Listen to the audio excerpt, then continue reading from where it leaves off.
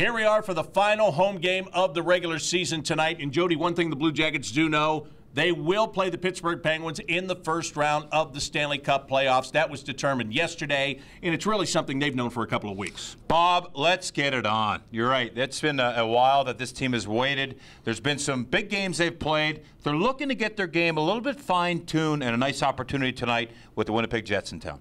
One thing they haven't been doing is scoring goals. They've had chances, but they aren't finishing their chances. And Matt Calvert says they have to get back to scoring by committee.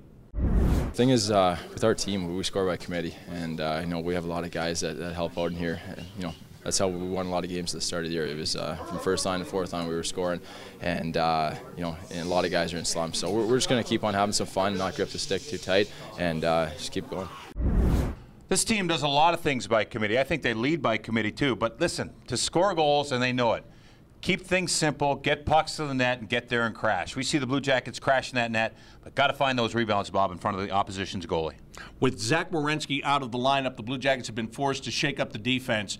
And in Pittsburgh the other night, they had Jack Johnson and David Savard split for 2 periods. They put them back together in the 3rd period, and that put rookie Marcus Nudavara on a pairing with Seth Jones. That's going to happen again here tonight, and Nudavara can't wait.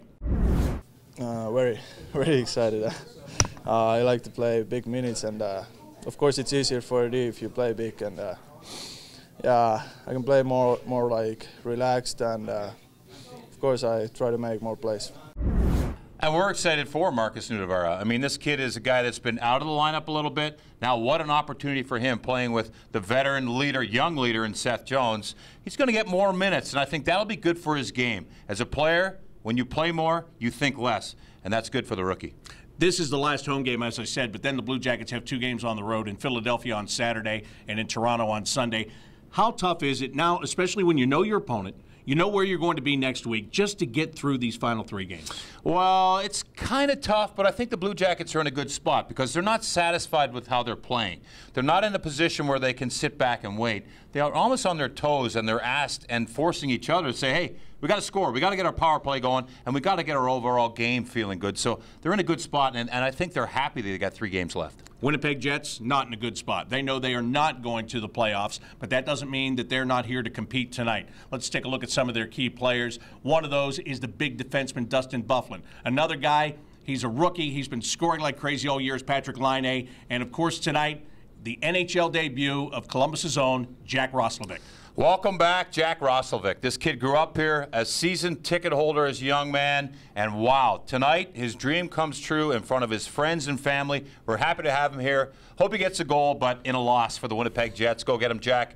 Yes, and then Laine, the superstar rookie. This kid has been lighting it up right behind Matthews. He has not disappointed. He's a guy that's changing the face of the organization slowly. What a wicked shot he has. Look out tonight. If you can see this guy shoot the puck, it is dynamic. It is electric. And then Byfuglien really plays a style of game that I think the NHL is playing. Up the ice all the time. He's 6'5", 260 pounds. That was in training camp. I don't know what he weighs now. He's a big boy. He can hit. He's offensive. And you got to go after Big Buff if you're brave enough. Do you think he weighs more or less now?